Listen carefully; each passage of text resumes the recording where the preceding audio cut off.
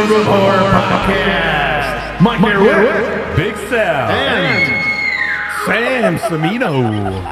Welcome, folks. Okay, you can take that back off. That was so bad. Delay. We're going with it. That's fine. Oh, man. It is January. It's Martin Luther King Day, so happy King Day. It's also Inauguration Day, and all I got to say about that is good luck, America, for the next 4 years. We're going to need it. And it's fucking cold out. It's terrible outside. Fuck. If you're in the Midwest or Chicagoland, you know it's fucking terrible. What is it, Mikey? It's like, I don't know, 5 degrees, but but the rest of the month's like 20, 30. It's tolerable. Won't be bad. So, unfortunately, folks, David Lynch passed away. And today's episode, we're going to pay tribute to him. This is going to be a retrospective of his career, some of his best work. We're going to talk about some of our favorite films and TV that he's done. We're going to definitely talk about. But before we begin, I want to tell you about a concert I went to last night. Went to the Empty Bottle in Chicago. And it's a great dive bar, awesome rock club. Seen a band called Professor Black.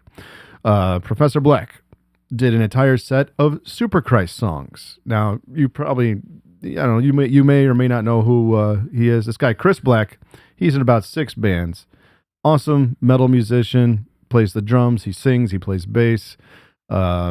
He's been in a ton of different bands. Super Christ is no longer around, but to me, they sound like Motorhead. And they were a trio, just like Motorhead. The Ace of Spades! Yeah! They do. I think they do a Motorhead song or two. So anyway, yeah. He's in a band called Dawnbringer. High Spirits. High Spirits is headlining the Legions of Metal Festival in Chicago this year. Check that out. He's been in like, countless bands, but Professor Black was excellent yesterday. I suggest you go check them out on social media, the websites. He's got a ton of merch out there on iTunes, Spotify. Speaking of those, don't forget, you can find us on iTunes, Spotify, YouTube, Facebook, Instagram. If you're watching us on YouTube, hello, like and subscribe and share. Share the videos. We appreciate that. We also have an email. We'd love to hear from you. Sammy, what's the email? lastroseofhorror@gmail.com. So let's just jump into it, folks. This is a tribute to David Lynch and all of his best work, his acting, the TV that he's directed, the directing he has done for TV shows, especially like Twin Peaks. We're gonna jump into it here. In my opinion, before we begin, David Lynch is a filmmaker that he makes weird films for the sake of being weird. A lot of his stuff I don't get, I don't understand, but man, do I enjoy it because it's just crazy. It's fun. They're often, very like surrealist, like dream-like. Yes. Yeah. Would you put him up there with Quentin Tarantino and Robert Rodriguez? He's a different kind of filmmaker than them. They're not all just, violence and just extremities, but his stuff, I mean, he has some violence in his films, but he's just very artsy-fartsy and avant-garde. Well, what I meant more than them. Well, what I meant was stretching the film. Going where nobody else is going to go and trying what everybody else is going to do. I'm sure. He's got moments like that. Yeah. I mean, there's some stuff in like even on Twin Peaks. Let me tell you something real quick about Twin Peaks. When that came out in like 91, I was 10 years old. I used to watch it with my parents, and I didn't get it. At that age, a lot of people still don't get it after watching it. I'm 44 now, and I still wouldn't get it. But I actually thought it was the late 80s that Twin Peaks came out. Well, early 90s. A lot of his stuff is not really like, he won't tell you what it's about, or like, he's like, I don't know, you go and make that conclusion for your own self. And that's the way it should be. You know, I'd say that, if it's up to the interpretation of the viewer, that's the way it should be. Yeah. But like filmmakers like, him, David Cronenberg, they make weird stuff. You may or may not get it, but I sure do enjoy it. So one thing I don't know if we have it scheduled to talk about, I'm going to bring it up, is some of the acting that he's done. Oh, for sure. I got a little. The one that always stands out to me was his appearance on the show Louie with Louis C.K. Oh my God, that character of his was such an asshole. I couldn't get into that. Louis? Yeah, I couldn't get into Louis. Fantastic show, man. I think it was one of the best things even I've like ever seen just on the TV. look of him too. Sometimes it's like he's a very can weird play looking like guy. dark Yeah. comedy weird. Yeah. I mean, look at him. Oh, But I'm he sure we're bothers going to me. go into like the making of Eraserhead. Like that was his first feature film. Nobody wanted to give him like the green light to make this. Like all the studios he went to, they're all like, yeah, we don't make movies like this. But somebody gave him a chance and launched his career with Eraserhead. So Sammy, you take us away. David Lynch, here we go. So yeah, I mean, what can you say about David Lynch? He's a filmmaker. He was a visual artist, a musician, an actor. I mean, basically, he had a 50-year career. He won numerous accolades, including the Golden Lion for Lifetime Achievement at the Venice Film Festival in 2006, an honorary Academy Award in 2019. He's often described as a visionary filmmaker, considered one of the most important of the era, by the way. So he definitely he studied painting before he began filmmaking, making basically like short films in the late 1960s. His first feature film length was an independent surrealist film, Eraserhead, from 1977, which saw success as a midnight movie. He was also nominated for the Academy Award for Best Director for the biographical drama The Elephant Man, the thriller Blue Velvet, and the neo-noir Mulholland Drive. Yeah. So his romantic crime drama, Wild at Heart, from 1990, won the Palme d'Or at Cannes Film Festival. He also directed an adaptation of the space opera Dune from 1984. But previously, that was like thought to be like unfilmable, basically. Yeah. It was so. There's only a couple guys that took it on. Yeah, we'll talk about it in depth in a minute here. But basically, he also directed the neo-noir Lost Highway in 97, the biographical drama The Straight Story in 99, which I actually haven't seen, and the thriller Inland Empire in 2006. All of these are just must watches. Yeah, for me. That Blue Velvet and Wild at Heart. Yeah, crazy. Wild at Heart. Like I said, my number one favorite David Lynch film. Oh, when that dog brought the hand in, I didn't see that coming a mile away. Just Willem Dafoe's teeth. Yeah. Crazy. I was just gonna say, like that movie is. I mean, just there's some shocking shit in there. We all know how crazy and wild Nicolas Cage's acting can be. Yeah, that's probably the finest example of how fucking nuts he used to be, man. And like what he could, not so much get away with, but like what he could deliver as far as like a performance. Wild at Heart. I put him and Dennis Hopper with Blue Velvet the same. When Blue Ribbon. When Dennis Hopper came Fuck out, that shit. Fuck that shit. you know he made that movie. Oh yeah, Dennis Hopper made that movie. Yes. I'm sorry, Yes, man. he He did. did. We're gonna get into that because I mean we'll get a little deeper into it. Okay. Yeah. But basically, together with Mark Frost, Lynch created the ABC series Twin Peaks, which ran from 1990 to 1991, for which he was nominated for 5 Primetime Emmy Awards, including Outstanding Directing for a Drama Series and Outstanding Writing for a Drama Series. He also co-wrote and directed its film prequel, Twin Peaks Fire Walk with Me, and a third season, Twin Peaks The Return is what they called it, in 2017. Amazing. I fucking love Twin Peaks. I gotta give it all a rewatch. Like I said, I was very young when the first season came out. Yeah, I'd never seen the latest one, The Return. It's so weird. I have seen Fire Walk with Me, but it's been years since I've seen that, so I need to rewatch all of this. Yeah, For me sure too. you do. Me too. So, as Mike said, as an actor, he portrayed FBI agent Gordon Cole in Twin Peaks, Howard in the drama film Lucky, alongside friend and collaborator Harry Dean Stanton and John Ford in Steven Spielberg's The Fablemans. He also guest starred in shows, voicing the bartender in The Cleveland Show, and, like we said, on Louie. Yeah. He was just unbearable in Louis. Like I'm sure there's people like that in the film and Hollywood industry, TV show industry. He had so many like weird lines on like Twin Peaks too. Like I think this might be the part where he's like talking to if you don't know Twin Peaks, like David Duchovny played like a DEA agent, but he was Dennis, and he later became a woman, and it was Denise. And he's like talking to him about it. He's like, I always had your back, even when they laughed at you. He's like, I told them, fix your hearts or die. He also was a musician, a painter, a photographer. He had some fucking awesome art, by the way. And he also penned 3 books, Images from 1994, Catching the Big Fish in 2006, and Room to Dream in 2018. Now she's from Wild at Heart. Yeah, And Isabella Rossellini. And you know what, Mikey? When I seen her, she's there's the only way I could describe her is she's very dirty attractive. Does that make sense? Maybe in that role. She looks like she's dirty, but attractive dirty. You look at her in other stuff, man. She's beautiful. She's still a great looking woman right now. Yeah. She played her part well in that movie, dude. Well, there was a lot of dirty kind of people in that film. That's what I mean. It was so dirty. Ew. You guys ever read any of his books? No, I haven't. No. The Catching the Big Fish was great. I read that 3 or 4, maybe even 5 times. What's it's the about dealio, like Sammy? It's about like meditation, consciousness, and like Okay. creativity. He basically is like telling you like through meditation you can, discover like untapped parts of your subconsciousness that can lead to Okay. All right. movie ideas or Okay. scenes. That's where a lot of his stuff came from. I've heard that before. But I didn't know he was a painter. It's a great book. I think I maybe bought that 2 or 3 times too, because I would like give it away to people. Or it's a And great you book. like it? Yeah, You it's like it a fucking lot? awesome. Yeah, He's not the I gotta only. get my copy downstairs. I'll give it to you. It's cool. He's not the only filmmaker that's also like an artist, like a painter.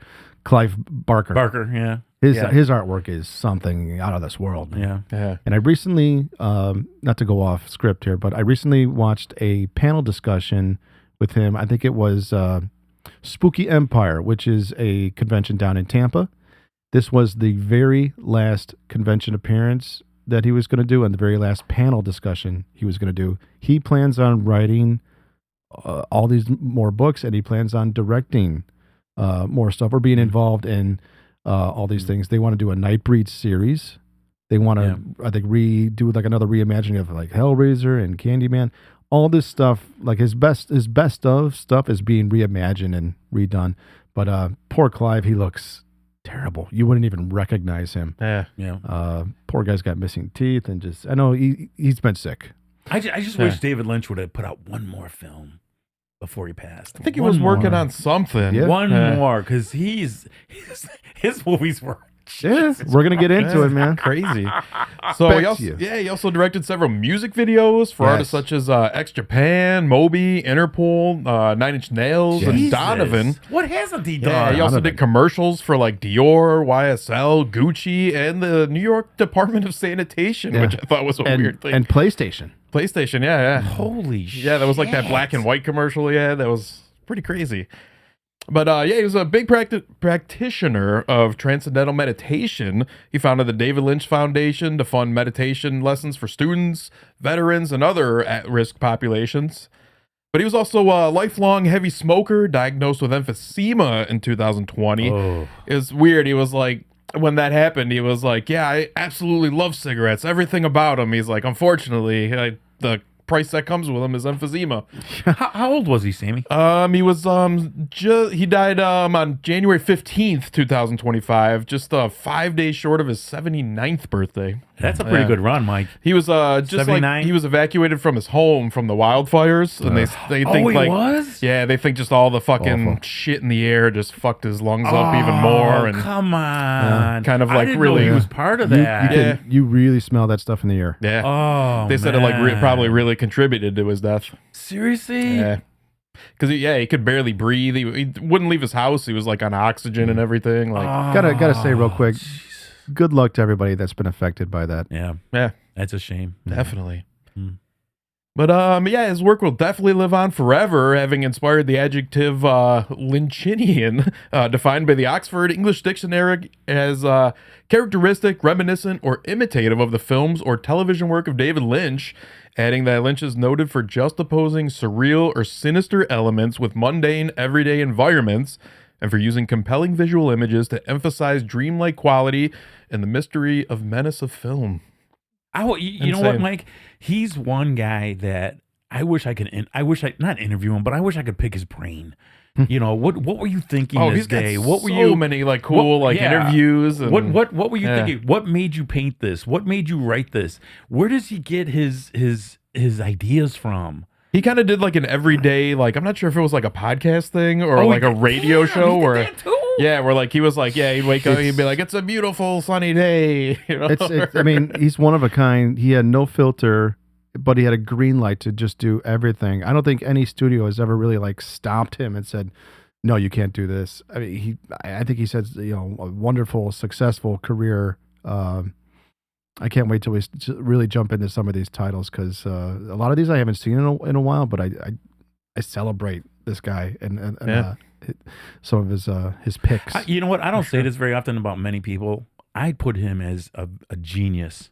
Absolutely, yeah. I would put this man as his physical, just look at his physical being. He just looks like that guy that's so deep. You're never gonna fucking dig to the bottom. You're never. And gonna he's dig another to one the of those bottom. people too that worked with like the same people over and over and over. Like no one ever had anything bad to say about him. You know, some filmmakers have like a muse where they continue. That's the word I was looking They for. continue to Muse. use the same actor or actress in their stuff, and majority of the time it's a success. It's like a tag team. It's they just go well together.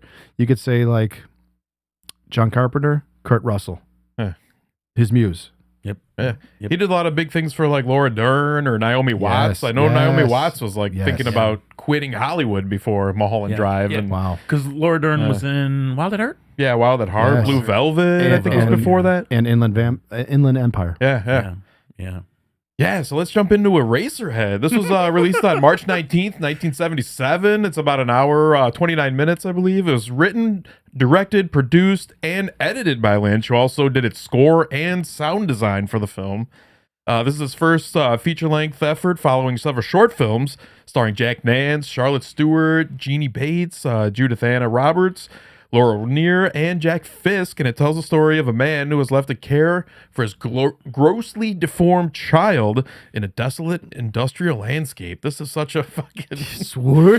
I don't know, but this is such a weird movie. Yeah. This is one, admittedly, though, it does take, for me at least, like a little bit of patience to get through, I think, the first time. Yes, you have to watch this a few times. Now, Jack Nance is an interesting guy. His death was very strange. We'll get into that. I don't think I know the story of his death. I know a little bit.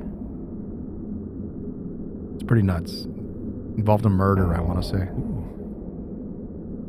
But yeah, great cinematography in this. Like, This became a cult film, a midnight film. Yeah, but did you dudes know that every book, everything, when you see horror, this movie's in it. This movie, you Eraserhead? always see an image of Eraserhead. Always. It's got like a clever, catchy mantra. The song, "In heaven, everything is fine. You've got yours, I got mine." I think it's at the end of this trailer. Very, very here. haunting. Very haunting. People go to film school to study stuff like this, and I want to say Jack Nance has been in every single David Lynch film. Some kind of part. A lot of people wouldn't understand this. No, you're not supposed to. and that's just it. It's a far reach. It's just way out there. Listen.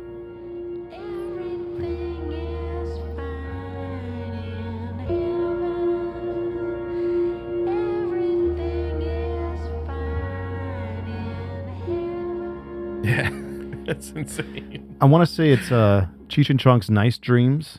There's a scene where they wake up in the mental institution. Yeah. And Jack Nance is standing over them like I didn't notice acting like a that. chicken. I'm pretty sure that's him. Oh, Really? that's him? Pretty sure that's him. Yeah. That's funny. So yeah, in 2004, this film was selected by the Library of Congress for preservation in the United States National Film Registry as being culturally, historically, or aesthetically significant. Blah. Yeah. I can't talk. 100% agree. Yeah.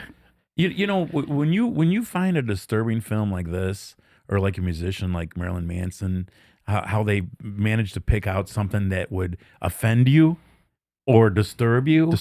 That's not easy to do, man. That is not easy to do, because I noticed I love Marilyn Manson. Some of his videos, holy shit, what was wrong I don't with know. that You can't dude? like him anymore. He got canceled big time. Oh, he recently. sure did. Oh, he did. Oh yeah. Yeah. Tying people up and I mean, yeah, I don't know. Do you have to be a heavy metal hard rock fan to enjoy Marilyn Manson? Probably not. I love his music. I love his music, his videos. I love what he's about. I don't care what anybody says. But Eraserhead, man, when I first seen it, Mike, dude, and I was high. Phew. Man, like with the turkey, when I'm sorry, yeah, when or the chicken, when the legs were moving, Yeah. I was like, are those legs moving? Crazy. But when this came out, there was nothing like it. So it's still one of a kind. Well, it was kind of it wasn't as disturbing to me as it should have been because like when they showed the dinner scene and the grandmother is feeding other my father's mother's house was like that. It was built just like that. Even though I'm colorblind, it just seemed like everything was so black and white. But if you notice, that's how David Lynch used to dress. Every time I seen a picture of him, he was in a black suit, or I'm sorry, white shirt, black tie, black coat. Usually a suit. Yep. Yeah, he it was like he was like a mortician. That was a disturbing dude, man. Yeah. Great. So what about the elephant man? You guys, you like? Fantastic. Love the elephant man. I couldn't watch this if it was in color. It just wouldn't be the same. Oh, it would I don't not. think so. Yeah, It this would was not. released in 1980, October Yes. 10th. Yes. It's about 2 hours and 3 minutes, starring John Hurt, Anthony Hopkins, and yeah. Bancroft. Big list of characters in there. Based on a true story. I think Of when, John Merrick. John Merrick. Yeah, he I think lived when- in London between like 1860s and 90s. yeah, I think I'm a human being. I'm not an animal. Yeah. The greatest part was when he made Anthony Hopkins' wife cry and said, "You're all so nice to me." That was Elephant Man is probably one of my greatest movies pick ever. Who did the makeup? I'm not sure who did the Oh, makeup I'm on not that. sure either. But I know John. Oh God, John. Who? I'm sorry. Who was the actor that played John Merrick? John Hurt? John Hurt. I know he said that the stuff that they used on him was very heavy. I bet. It was very heavy. He was very uncomfortable doing it Well- because they had to mold his head and his back, and he said to move was so hard for him. As was for the real Elephant Man. Yeah. He could only stand for so long or sit for so long and because he couldn't lay down. his head was so heavy on his Yeah. body. Yeah. It caused him lots of pain. Well, he had asthma and bronchitis so bad was that if he extremely laid sick. flat, he would die. Yeah, and I think that's how And that's how he did. he laid there. But Mike, was he really? Was that just a Hollywood add-on? But was he really good with his hands, making like the chapels out of sticks and everything, and the houses? Oh, that I don't know. But the actor that played like his handler, the carney, Yeah, I forgot that guy's name, but The wow. guy who's like beating them and everything. Oh, yeah. Let's take a look Oh, at this man. trailer too. Huh. Anthony Hopkins. He was awesome. Yeah. Anthony Hopkins is like, "What happened to this man?" He's like, "I don't know. He fell down the stairs Yeah, a minute right. a minute ago. He was beating the shit out of him." Oh, it was so depressing. Clumsy creature. Clumsy creature. This guy. Full of surprises. Now I know who this guy is. You ever seen Crawl? Yeah. He was in Crawl. Was Really? he? Mm-hmm. Elephant. Man. At first, Yeah, this is probably one of Lynch's more like accessible works that you could watch. Yeah. then It's not all surrealist, and it's more of a straightforward story. Yes. And he lets out a tear. That's so awesome. Stand up. Turn around. Mister, why is your head so big, mister? That's an actor right there. Sir Anthony Hopkins, just one fucking tear. Yeah. Yep. you will begin to see beyond the perversion of his form. Are you in any pain? Are your parents still alive? Your father, your mother? And discover the beauty in the beast. Don't they say at one point they're like, "Is he an imbecile?" he's like, we should truly hope he is an imbecile, so he doesn't know like what he is, you know. Yeah. Ultimately incurable. Yes, sir. This hospital doesn't accept incurables. The Freak hunting. This is monstrous. If you ask my opinion, he's only being stared at all over again. people pay money to see your monster, Mr. Treves. I'll collect it. Yada, monster, yada! Freak! What was it all for? I always thought she was beautiful. Why did Who is that? And Bancroft. Anne Bancroft. Oh, yeah. She was a beautiful woman. Understand the true Was she in Miracle Worker? Mm, The I Helen, think so. Helen Keller I film? think so, yeah. Oh, Mike, they did say he really smelled bad, though. They said, The Elephant Man, John Hurt. Yeah, no, When he was- the real Elephant Man. Oh, John Merrick. Yeah, because they said, because nobody bathed him, nobody wanted to touch him. She was Poor married. man. They just throw a bucket of water on him every. She was married to Mel Brooks. Anthony Oh, yeah. Mel Brooks actually produced this movie. Ah. He was a producer on it. I think they left his name off it because they didn't want it to be confused that it would be like a Comedy. comedy movie. the Elephant Man. Mike, the way they opened showing the Elephant Man in his mask and coat was so disturbing. Just that one eye in the mask. Oh, I mean in the hood. Oh, this was such an excellent movie. Yeah. That's a must see. Mm-hmm. There's only been a couple killers like that. Him and the town that dreaded sundown. Remember they got that one guy with the Yeah. And that was a true story. Yeah. Yeah. Yeah, from like Texarkana or something Yes. it was in. Mhm. Yeah. Mm-hmm. But I remember my brother told me, "Sal, watch The Elephant Man, dude. It's so disturbing," because he knew I liked disturbing movies, and I watched it, and I'm not ashamed, man. I shed a tear, man. I shed a tear when he went to Anthony Hopkins' house. Just And- one tear. and yeah, just one. And he was not. He was not social. So if you listen to him, who people are, like he was like a child. Yeah. When he seen the pictures of the kids and Anthony Hopkins and his wife and But like how soft spoken yeah. John Hurt's voice was Yeah. in this, like you said, like a child. Mm-hmm. Mm-hmm. That guy's brilliant. Great film. This is I'd say this is his greatest film ever. No, but you can't beat The Elephant Man. You can't. I think he's got better films. Yes. Definitely. Well, it's just my opinion. That's just my opinion. We all have our favorite picks. I'd say this is my favorite film of his. I don't think anybody would argue that Dune is better. This was released December 14th, 1984. It's 2 hours and 17 minutes. Long. Obviously based on the 1965 novel of the same name by Frank Herbert. Yes. I gotta say, with all the Dune movies, the books, the series, whatever, you either love it or you hate it. I just hate it. I am not a I love it. sci-fi, sci-fi. guy. I used to enjoy sci-fi when I was younger. Now I have a hard time getting into new sci-fi. Old sci-fi like this, I could tolerate it. I like it, but I'm not like Star Wars hardcore fan about it or Star Trek. This is a different kind of sci-fi. You don't like the soundtrack from Toto? I didn't know that Toto did the soundtrack. I think Brian Eno was also in on this. Okay. All right. Now I know Sammy's a huge sci-fi fan. I'm a very big sci-fi fan. Very big. What I find interesting, I'm sorry, Sal.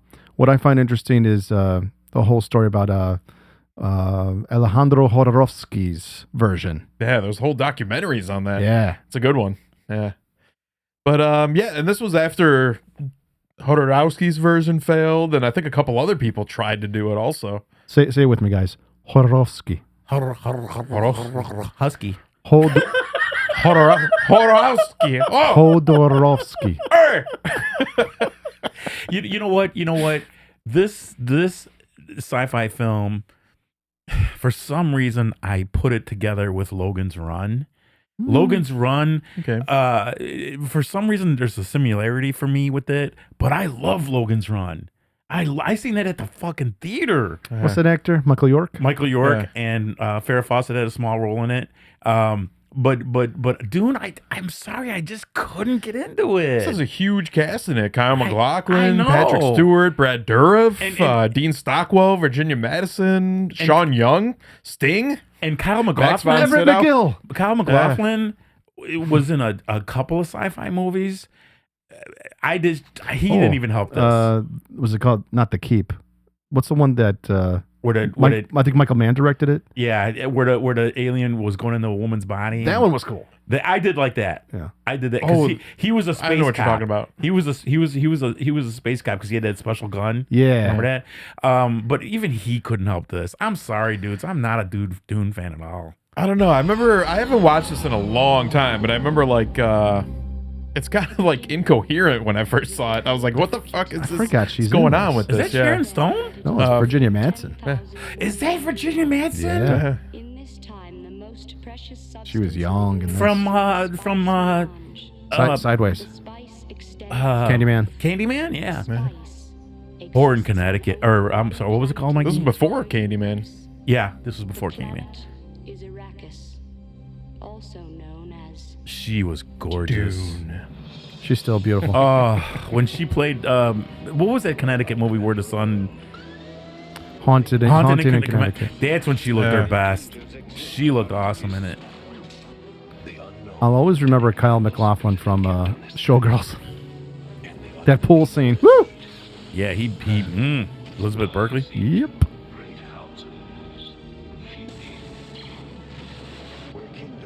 Yeah, this is very 80s effects in this one. Yeah. Patrick Stewart. Yep. Did you really like it, Sammy? Dude, it's all right. It's not a movie. Like I said, I haven't watched them forever. It's not anything I really ever. If I want to watch Dune, I'll put on the new ones. You know. Yeah. I mean, Yeah. Did you like this one, Mikey? Yeah, it's worth watching once. It's long. if I want to watch Dune, I'll put on 9 hours of the 2 movies that are already out. It's like more Dune. It's a lot of watching. That's right. I sniff some spice.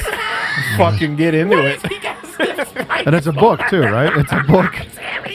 My eyes go blue. I'm like, oh. Oh my god, he sniffed some spice. Oh yes. I remember that scene. Sting.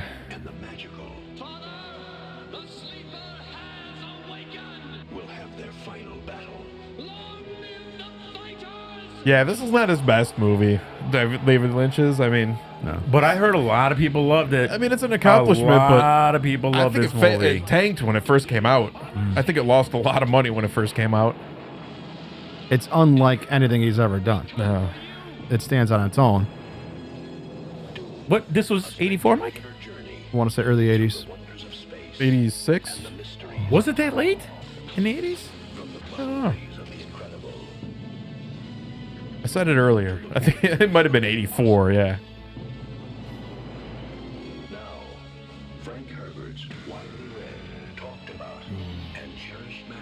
Have you ever read the book?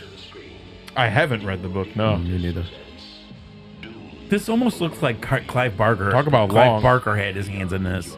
That's like 7,000 pages to read the Dune books. You know what It's that, Sammy? insane. It seems like Clive Barker would have his hands in something like this. Toto, you were was, right. And Brian Eno. Yeah. This is a Dino De Laurentiis movie, I What believe. band was Brian Eno in, or was he a producer? He was a producer, but he was in, he did a lot of work for like Talking Heads and stuff. Oh, yeah, yeah. I think he had his own side project for a while, but he was in fucking one band. Was he in Roxy Music? I'm not really sure. I forget what, he was in a band though. I know the name. Now, Mikey, God damn this it. obviously... Not Tangerine Dream. No, I don't think so. No, Mikey, this obviously was a more sci-fi movie than than Flash Gordon. But I love that movie, Flash Gordon. With the remake, what was it, 80, 81? He was in Flash Roxy Gordon? Music, yeah. I love that. I love that movie, man. Yeah. Go Flash, go!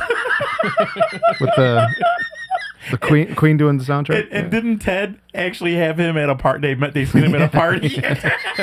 Sam Jones. Hey, look, there's the Flash. Yeah. There's Flash Gordon. You guys party? No, yeah. He puts his hand through a wall. Oh my god, that movie was so funny. Man, so the next thing that David Lynch directed was Blue Velvet. Oh, yeah. This was released September 19th, 1986. Blue Velvet has a runtime of exactly 2 hours.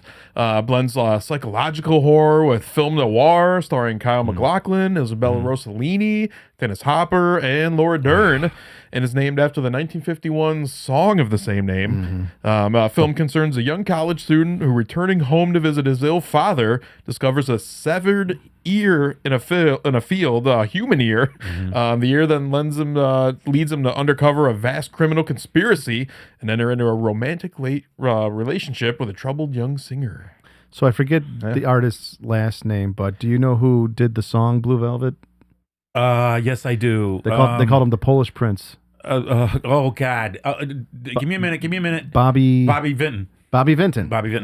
Yeah. Yes. Yeah, So- I did know that. But Mikey, Blue Velvet, I had to watch a couple of times. Yeah, you have to. You have to watch You can because say that about all his films. you know what, Sammy? There's a couple of things that I missed. and I'm like, oh, hey, and I had to watch it a couple of times. Loved it every time. I think I heard for the song they used in this film, they tried to like use the original of it, and Bobby Vinton wouldn't let them. Oh. And then they like Angelo Badalamenti, who does like most of David Lynch's score work, did like a new version of it that they could use in the film. Oh. Re-recorded it, and they like sent it to Bobby Vinton, and he heard it, and he was like, "All right, I'll sing over that one, and you can put that in the film." They're like, "What the fuck?" After all. Thanks, Bobby. This, in my opinion, this is the most wild, crazy acting that Dennis Hopper's ever done. He's batshit insane in this. With the what's he breathing? Is it nitrous? Amyl nitrate. Okay, which is like poppers. I say that. So, I say that. I mean, the things he's saying to Isabella Rossellini, like he's he's got the mask on. He's all like, don't you fucking look at me. Baby wants to fuck mommy and all that. It's just so bizarre and insane. Yeah. So I heard a story that he was David Lynch wanted him to be sucking helium, but then Lynch was like, "Oh, that'd be too fucking weird. Like people be laughing at you the whole movie. Because That's his like voice would change. yeah, because his voice would be so high." Yeah. But then like years later, Dennis Hopper was like, "I can't believe he talked me out of that. Like that would have been so great to have a villain like with such a high voice as he's screaming at people." He was so weird. But you know what, Mike? Baby wants to fuck. Why did that bother me when I found out that Dennis Hopper and Fonda hated each other's guts? And Easy Rider, Oh, they fucking hated each other, dude. yeah, I did not know that. Yeah. Yep. Damn. Yep. They did. They hated each other through the whole film. I really enjoy Easy Rider. Look at how young he is Oh, there. here's my guy, Roy Orbison, man. One of my favorite singers. There's Jack Nance. All right.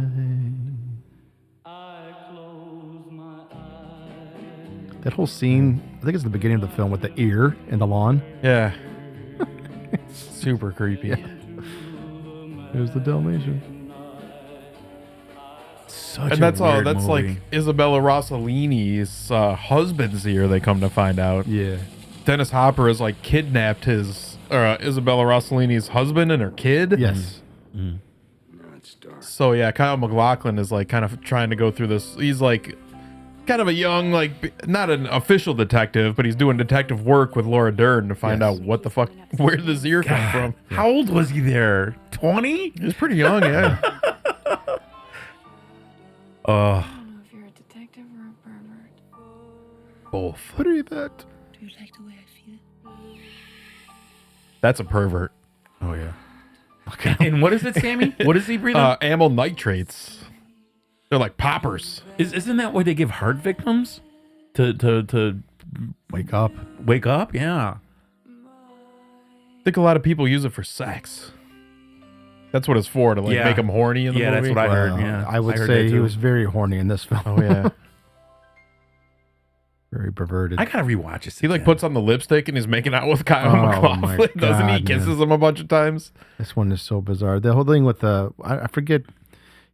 They got someone up against the wall. He's got a gun to him, and hey, what's your favorite beer? And the guy goes like Heineken. Heineken.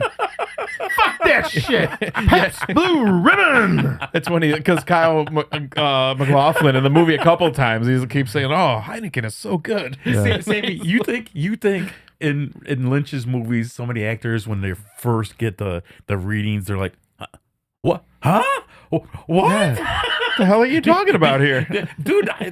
I feel like I smell now." Okay, but at the same time, I think Hopper was probably ad-libbing a lot. Probably. Oh, Yeah. I could totally see him doing that.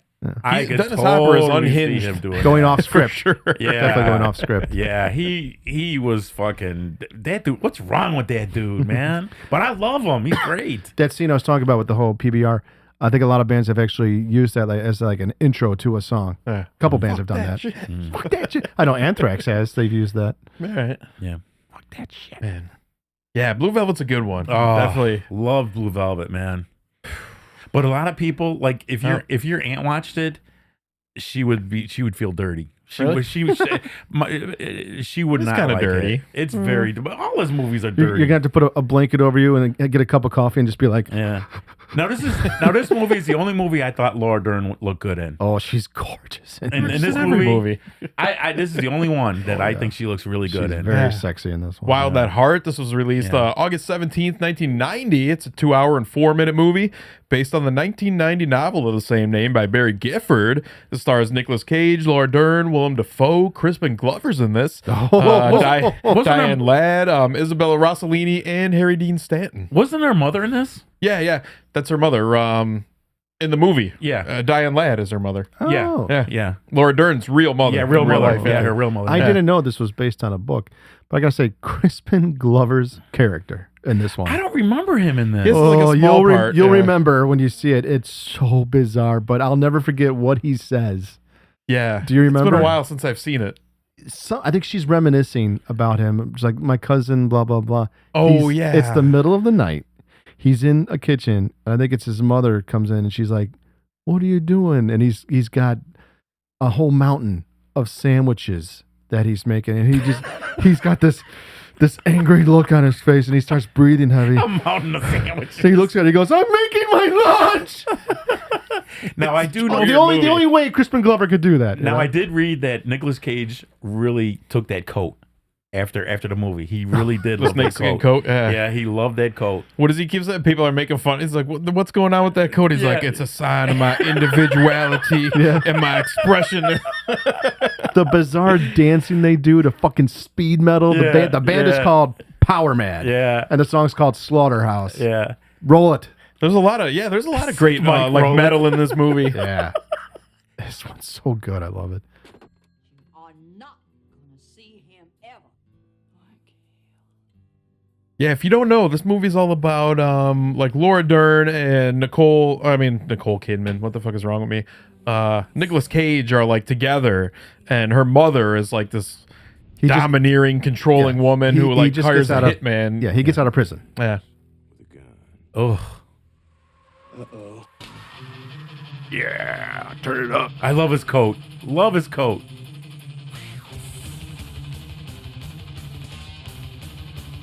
Yeah, so this is a road trip movie also, which is cool.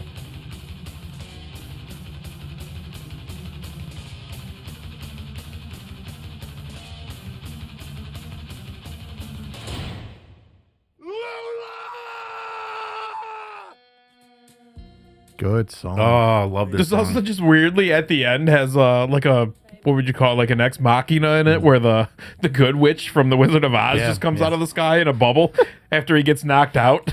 You know, Nicolas Cage calls he calls these bunch of dudes he calls them and they beat him up, and he sees the good witch and he realizes like the error of his ways, and he wakes up, he's like, "I'm sorry, I called you gentlemen homosexuals." And he runs off. Now I like Chris Isaac. Chris Isaac reminds me of a young Roy Orbison. Yeah. His the tone of his music. Mm-hmm. And he didn't do anything pretty much after that one song, man. He did some acting. He did a very little bit of acting, yeah. Willem Dafoe. His was in Twin fucking Peaks. teeth in this film, like you said, dude. Yeah. But the one scene Dirty. where I think they're at a trailer park, and He's just an ugly dude, Mike. He's like right behind Laura Dern, and he's seducing her, and he's just so just gross with his teeth. But he's turning her on. She's getting fucking wet, and she just whispers, "Fuck me." And then he's like, "No, right now, not right now, honey." You know? It's a sexy scene with a really ugly guy. Okay, He played a gang member in what I thought was one of his first movies, Willem Dafoe, and he was just a punk. He loves playing punks. Oh, you talking about Streets of Fire? No, this was before that. This was before that. He's a wild biker, lives dirty, but somehow he manages to screw all the hot chicks in this movie. It was like in the 50s or something like that. I don't remember what the name of this movie was called, but I'm like Willem Dafoe's in this. That guy can't do any wrong. Man. He can't. I mean, Great career. He's Platoon. Platoon, and when he played the Green Goblin were two of his greatest roles in my eyes. even down to what we're going to talk about next episode, Nosferatu. Yeah. Oh, I didn't see God. that. I didn't see it, He's Sammy. good. I He's didn't good. see it. Yeah, he was great. Was he a good playing that role? Yeah. Oh, yeah. Yeah, we'll get into it. So moving on, let's talk about Twin Peaks. Yeah, like we said, this aired about April 8th, 1990. Ran for 2 seasons until its cancellation in 91. It returned in 2017 for a 3rd season on Showtime. The initial 2 seasons have 30 episodes, while the return has an impressive 18 episodes. God damn. Great, That was a great lot. cast. Yeah. This is a good one. Yeah, this is it's set in the Pacific Northwest, the town of Twin Peaks. Follows an investigation led by Special Agent Dale Cooper, played by Kyle MacLachlan, into the murder of the local teenager Laura Palmer, played by Cheryl Lee. It's kind of, this show has like everything in it. Yeah. It's kind of like the metaphysical. It's a detective fiction. It's I don't a know. little It's, bit of paranormal too. oh, that 100% paranormal. Yeah, kind of interdimensional stuff. Yeah. It's really Bizarre dreamscapes. I mean, it's a comedy. It's haunting. It's kind of scary in parts, but Yeah. it's funny. Yes. It's kind of a little bit like a soap opera, I would say. Definitely. Now, David Lynch directed a few episodes, not all of them. Yeah.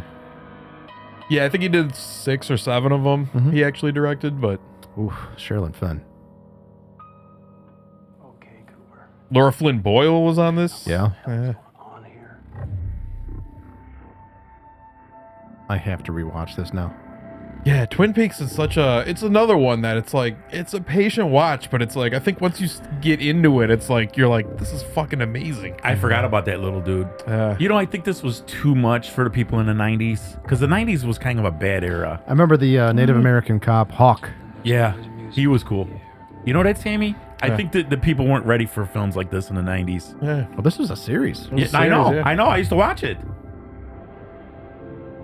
Yeah, it came on like Channel 5 or 7. But see, the way the movies come out now, this would be perfect timing if it was now. See, there's so many parts like that where it's like, It's filmed I get backwards. chills It's, thinking it's like, filmed yeah. backwards. Yeah. The scene that with whole the little guy. meanwhile- Yeah. Like, yeah, everything is like Yeah. filmed backwards. He's dancing, and everything is like Mhm. said backwards.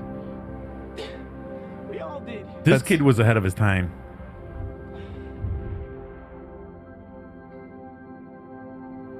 The one young guy was in that boxing movie, Gladiator. Yeah, I know who you're talking about. See, who would think of stuff like this? Lynch. Yeah, this is like one of my favorite shows of all time. It It's was so- very good. yeah. It was very good. And it's another one of those where you watch it multiple different times and you pick up on different things. Yeah. Or you're like, oh, that's why that was like that. Or Yeah. A Yeah. lot that's of who this interesting is supposed to be characters. later. Or, Yeah. I remember the log lady. yeah. Now, do you have this on Plex? Yeah. I have all of them. Now, see, this You just rewatched a couple of them this weekend when, David Lynch passed series, away. But this series, Mikey, you had to keep your eye on it. Yeah. Because anything David Lynch does, you blink and you're gonna miss something. Yeah, I gotta rewatch it. I love Twin Peaks. another one that's pretty accessible. I mean, you don't really need to know a whole lot about Twin Peaks to watch the movie. This is kind of a prequel. It was released August 28th, 1992. 2 hours and 14 minutes on this one, but it's kind of the prequel, basically, to Twin Peaks. It serves as a prequel. Basically revolves around the investigation into the murder of Teresa Banks and the last 7 days in the life of Laura Palmer, played by Cheryl Lee, popular high school student. But unlike the series, which was an uncanny blend of detective fiction, horror, supernatural, offbeat horror, and soap opera tropes, Firewalk with Me has a much darker, less humorous tone. Especially like the middle of the movie, it kind of gets a little serious when they're A lot of the people, girls are partying and used dudes are a lot younger, but a lot of fans compared this to a scary Dynasty. Ah, yeah, They did because they were Yeah, both. I remember Dynasty. Yeah, they were both dramas. They were both just You know who? fast paced. You know who does a lot of conventions is the actor Ray Wise, who played Mr. Palmer. Yeah. Yeah, the guy from RoboCop. Yeah. I gotta rewatch Twin Peaks. Oh, there's some great stuff in there. At least watch like a couple episodes that are really fucking awesome. Yes.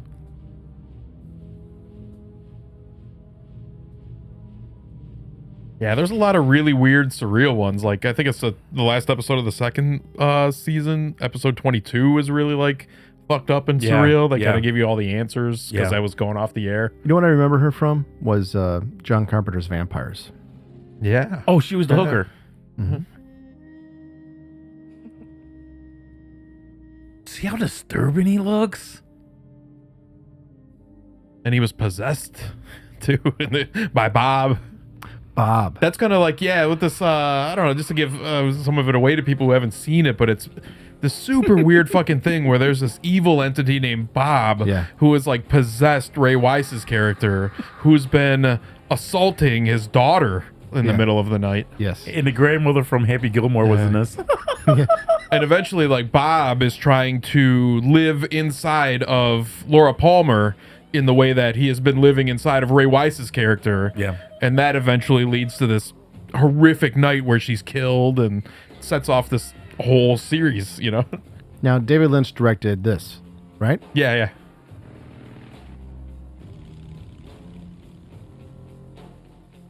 A lot of people don't remember Ray Wise was in Swamp Thing. He sure was.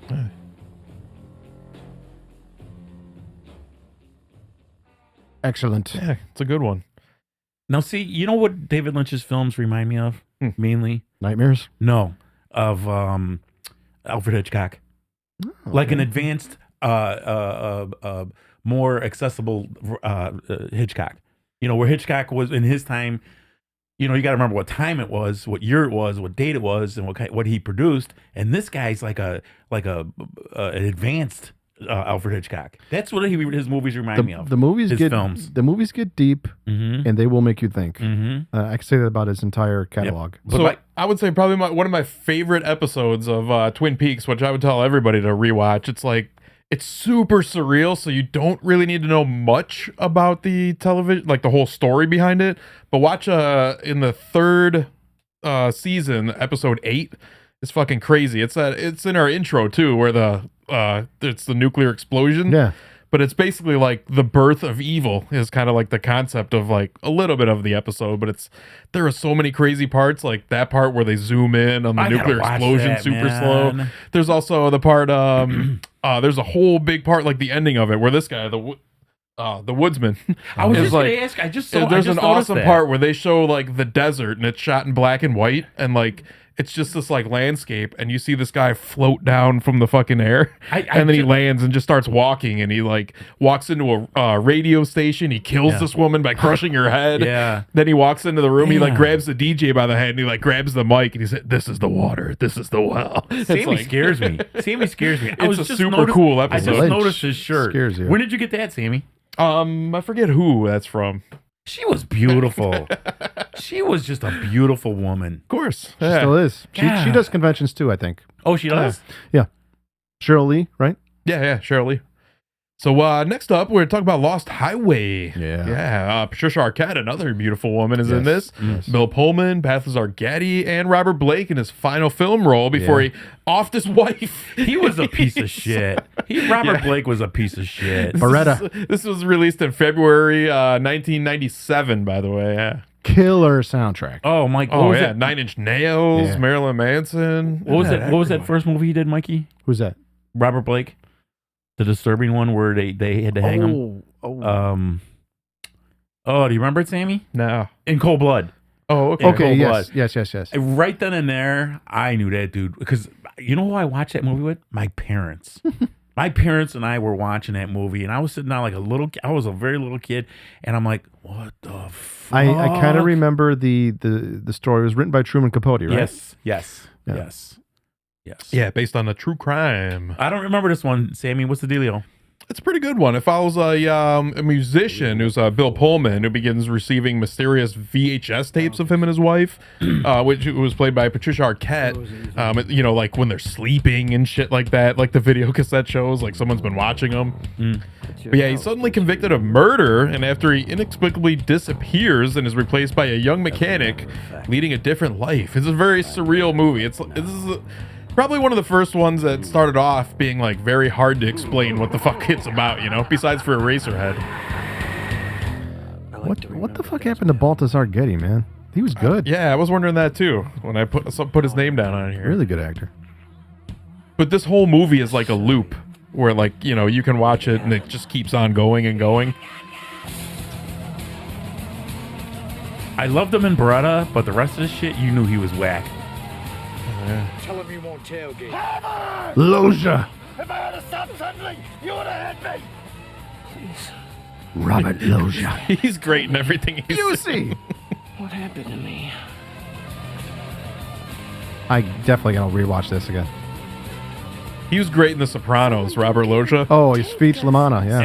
And I come into the yard, I say, what the fuck are you looking at? And I beat him over the face. Loja. I loved him in Scarface. Yeah. Loved him in Scarface. Frank.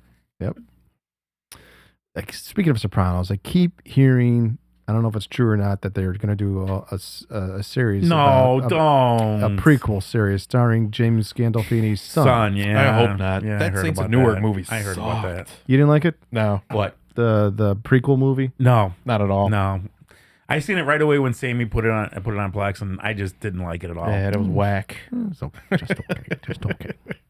This looks pretty deep, Sammy. Oh, you haven't seen it? I've never Lost seen Highway? Lost It's a Highway. really weird one. Yeah. I remember watching this a bunch of that, come on like I think maybe Cinemax or something like that back Yeah. in the day, and I would watch it. Yeah, it was- I it just was a good one. remember how bizarre Robert Blake was in Yeah. this. I mean, it's almost to the point of, like you said, disturbing and scary. Just It is because just the way he looks. Patricia Arquette plays like two characters in this. I think she's like the same person, but one of them has like dark hair, that's Yeah. his wife, and the other one is like this beautiful blonde woman who's the circumstances behind Robert Blake, Robert Wagner with Natalie Wood, and William Shatner's wife.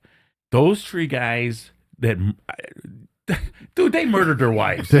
Robert Blake's explanation. His alibi for not shooting his wife was that he went back to the restaurant to get his gun that he left behind. yes, He's yes, like, how could I shoot her? I yes. left my gun at the restaurant. And when they interviewed William Shatner, when they found his wife by the pool. No, I didn't hear about this. Oh yeah, yeah, It was suspicious. It was worse than the three of, between OJ, Robert Blake, Robert Wagner, who he threw Natalie Wood overboard. Man, come on. So I know And- a little and- bit about that, and I think some people may not know who else was on the boat.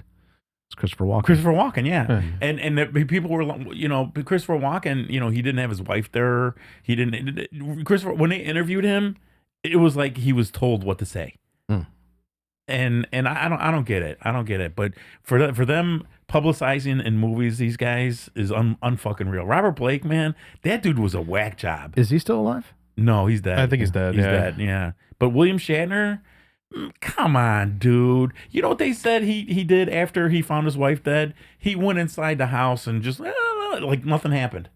Like nothing. They said he wasn't irregular. Like most people like be crying or like, I don't know what happened. They said he walked in there like he was getting ready to film another Star Trek. I can't be bothered by her death. He was asking how long it would take to drain and refill the pool so we could get back in there. He was I want to take a swim. Spock. Let's do it. I can't have a dead woman's. And Sulu's there Juices. Sulu's in the water smoking a fatty going, oh my. Oh my! He's in the hot tub. Ooh.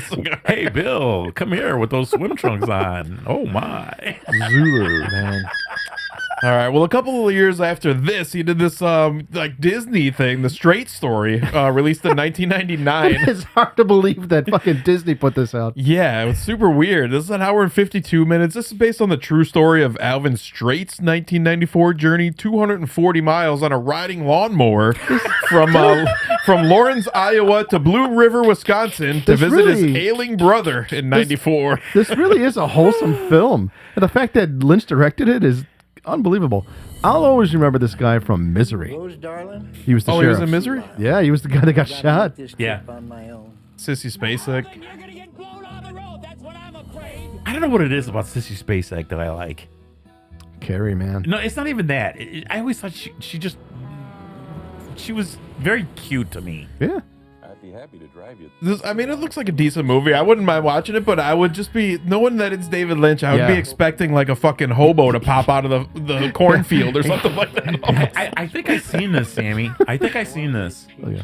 I'm, Long like, time sure I I'm, like, did. I'm watching it like David Lynch. I'm like, he's got a dead body in that trailer, right? We're going to find that out later. He's got Laura Palmer's dead body that he stole from the morgue. In the back. How put her in the weed shredder. That's a good one. I did see it like once many years ago. I'm sorry. Every time I see her, I just see Carrie. I'm not sure if this was like a made-for-TV movie, maybe. You know, or if it was actually released like in theaters. Mike, you know I what don't she, recall. You know what she said to him when he left with the trailer, right? They're all gonna laugh at you. They're all gonna laugh at you. Your dirty pillows. Sal, you got some dirty pillows, don't you? Oh yeah. That's why I gotta go home and do laundry. I don't want them. Oh, they'll be laughing at me. All right. Well, his next film was released in October 2001. yeah. This is a little longer. His movie started getting progressively longer. This is 2 hours and 26 minutes. Mulholland Drive. It's a really weird, surrealist movie. It's kind of like a neo-noir film. Is that a no, Mike? Laura Elena Haring. Oh, yeah. Mike, was that a no when you went like this? Hmm? The film was no good. No, This is a great movie. It's really good. I never seen this one either. This is starring Justin Theroux, Naomi Watts, Laura Herring, Ann Miller, Robert Forster is in Naomi this. Watts. Yeah, it was Naomi originally Watts. conceived as a television pilot, and a large portion of the film was shot in '99 with Lynch's plan to keep it open-ended for a potential series. After viewing Lynch's cut, however, the television executives rejected it. Lynch then provided an ending to the project, making it a feature film that is not only considered Lynch's best work, but one of the all-time greatest movies of all time. You know, the all-time greats. Well, for me, it's so many scenes stand out to me.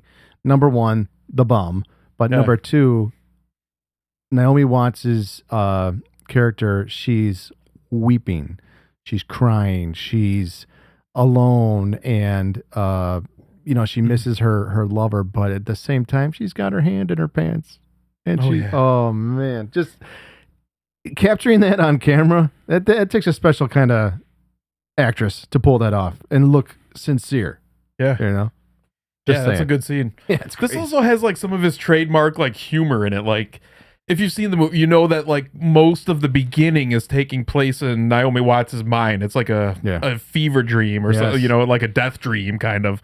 Yeah. But it's like she's trying to imagine that like the hitman that she hired is so incompetent that he failed to kill her friend, and she's imagining this, but the hitman, it's like, so this is the scene, right? The hitman ends up killing this other guy that he's going to frame for the hit, but listen to this, Sally. Shoots the guy in the head, then he puts the gun in his hand and he shoots it at the wall, like to get the gun mark on his hand. Whatever. But he shoots the wall, and on the other side he hears, "Ah, what the fuck?" And it's this woman who he shot in the ass. So the hitman goes over there. He starts strangling the woman. He drags her into the hallway, and as he's killing her, he looks down the hallway, and he sees the maintenance guy looking at him, and he's like, "Hey, man, can you come down here and help me?" And the maintenance man comes into the room. He shoots him. Then he shoots the vacuum cleaner. The vacuum cleaner shorts out the building and starts the building on fire. Oh my god. Those two words, Perfect crime. Mike. Those two words should never be connected. Incompetent killer. Oh man, it's great. I do remember that. Let's take a look at that. That's one of my favorite. That's one of my favorite David Lynch scenes ever. Oh, look at Naomi Watts. God damn it. Yeah. Yeah, this movie starts off as like she's like a new starlet to Hollywood, but you Casting couch. She's so beautiful. Laura Harding is beautiful as well. It's so hard to like describe this movie to people who haven't seen it before. Yeah. What's wrong? I don't know who I am. I wonder where you were going. Mulholland Drive. So I don't know. I think this movie might be better off if you kind of know the twist behind it before you watch it. Do you think? Who cares? No, you have to go into every David Lynch film blind. You really do. Just enjoy the ride. I think this is a movie you would probably get like the twist of it at the end, like when you watch it. I know it took me a couple times to be like, "What the fuck is going on in this movie?" Yeah. Hello. Oh, I'm watching it just for that scene. Oh, there's some good scenes of both Laura Herring and Oh my god. and Naomi Watts in Seriously? this. Hot. Ooh. Hot. Hello. They're they're like lesbian lovers. Yeah. It's a and good you one. get to see all of them. Oh yeah. Are you serious? Yes. Oh, I gotta remember that. Can we talk about the bum scene? Oh yeah. One of the probably the great. It's not. This isn't a horror film, but it's got one of the greatest jump scenes of all time. I should put that in here just so we can watch that one. There we go. Bonnie Aarons, by the way. Yes, Bonnie. The Nun. It's the Nun, Sal.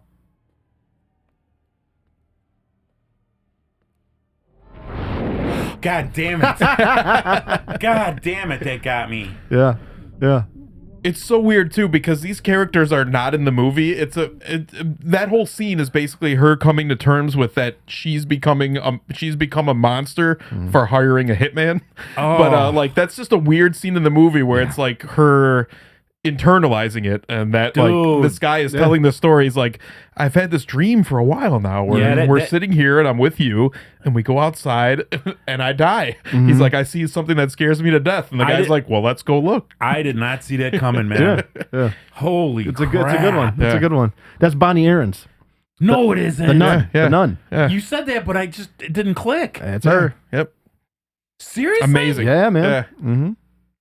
Yeah, Holy she is a handsome Dude, woman. That just disturbed the shit out of me, man. Yeah, man. Especially when you do something quick like that. Oh, it was. You know, It comes out of left field. It's so disturbing when you have scenes that, Yeah. you know, more than staining on it for like 5 or 10 seconds. That freaked me out. That's why Lynch is so fucking good, man. Damn. And there's Sammy? that's such a great scene too, because he tells you Dude, I got exactly what's goosebumps. gonna Yeah, you know what's coming. He tells you exactly what's gonna happen, and then like he's like the guy's like, well, let's go out in the back and see, and you follow him like all slow like that. Boom! It's like you know it's coming, but it still scares the shit out What of would you. you do, Sam, if you seen her like that? I don't know. There's something about Bonnie Aarons. I want to meet her someday. I really do. Did you see the face he made, Mike? Yeah. Well, that guy's reaction, like he has a like he got hit with a stun gun. He's all. Oh my god, that was funny. Oh man! Oh. So yeah, unfortunately, we got his last film coming up here, and Inland Empire. This was released December 6th, 2006. This is a 3-hour movie exactly. Long. Honestly, this one's a little hard to get through, if I'm being honest. It's a lot of. There's a lot of surreal shit going on. It's like watching a dream. It's like watching a nightmare. The few films that I've seen that lasted 3 hours, I loved it. But like Sammy said, man, you got to pause that son of a bitch for a minute and go to the bathroom or make something to eat. Yeah. That's a long time to I fucking mean, watch this anything. one is impressive though, because Lynch not only wrote, directed, produced the film, he produced performed the score, the sound design, the cinematography. He edited the film in Final Cut Pro, which was shot by him on standard definition digital video, which is why you notice it's kind of a shitty quality no matter where you watch it. Yeah, It was but he filmed this on a handheld Sony camera. Damn, seriously? He is. Yeah. He was, part of like the old guard, real filmmakers that can not only direct, but they can get behind the camera. They could be a DP. They can edit reel to reel splicing film. Yeah. There ain't too many guys that can do that anymore. The only person right off the bat that I can think of that does that is Ron Howard. I'd say George Romero. Okay. Yeah, but George Romero isn't, Not around anymore. I understand that in horror he's big, but Ron Howard's big in everything. You know what I Yeah. mean? He's Hollywood. His hands touch everything for sure. Yeah, so this has all the Lynch regulars in it: Laura Dern, Justin Theroux, Harry Dean Stanton, Jeremy Irons, Julia Ormond is in this too. Jeremy Irons. There's also brief appearances by Terry Crews, Laura Herring, Natasha Kinski, Mary Steenburgen, William H. Macy. Wow. Even the voices of Herring, Naomi Watts, and Scott Coffey are included in excerpts from Lynch's 2002 Rabbits online project, like kind of shorts that he incorporated into the movie. Sammy, what's wrong with that guy, Jeremy Irons? Oh, yeah. He just Good makes, actor. He just makes me want to throw up, Mike. Simon Says. Go. That was his best role as Simon. And he was, what was that in Die Hard with a Vengeance? Yeah. When he made all the big, huge bombs. But when I seen him in Dead Ringers, Yeah. Oh, great movie. oh, dude, He's his British voice. period piece stuff is. Yeah. They just did a remake of that, but Rachel Weisz plays both the characters. His part. Yeah. So yeah, this is this is a really long movie, but it has some great fucking horror moments in it. she has got this long, elegant neck on her. She's a beautiful woman. Yeah, long and tall. Laura Dern. I think she's like 5'10", 5'11". She's tall. pretty. You all know who her dad is. Bruce Dern. Yeah, Bruce Dern. Yeah. Now, Anthony and I seen her at the Hyatt. She was there for something. I can't remember. Had nothing to do with films. This is a really weird movie too. She's like, she's an actor in a movie, and it's kind of like blurring the lines between reality and, you know, she's like acting in the movie, but also like the movie is like becoming her life. It's kind of they're remaking like a cursed script. You find out in the movie. In the beginning, was that Janet Leigh or Tippi Hedren? I don't know. What the fuck? Love me? Were those rabbits? Yeah. Story that happened yesterday. But I know it's tomorrow. Yeah, there's really weird. This is like, I think it's like a Was? basically this actress's descent into like madness. Laura Dern's acting is so ahead of time, dude. She was so ahead of her time. Fucking Jurassic Park, man. She was great in that. Everything she does. The Mask. Yeah, Or Mask. I'm holy sorry, Mask. smokes. Mask. Mask. Mask, yeah. She was in The Mask? Yeah. She Yeah. played the Mask. Rocky Dennis, Mask. She was. Oh, okay. She played the blind. Yeah. She was the blind girl. And, I thought somebody had stopped me. That's Cameron Diaz. but she's just a fantastic actress, man. Fantastic. So one of like, I think just the weirdest pieces of imagery, well, no, not the weirdest from this movie, but one of the coolest parts of this one that I always like see mentioned is like this part right here. It's just, it comes out of nowhere in the movie. She's like,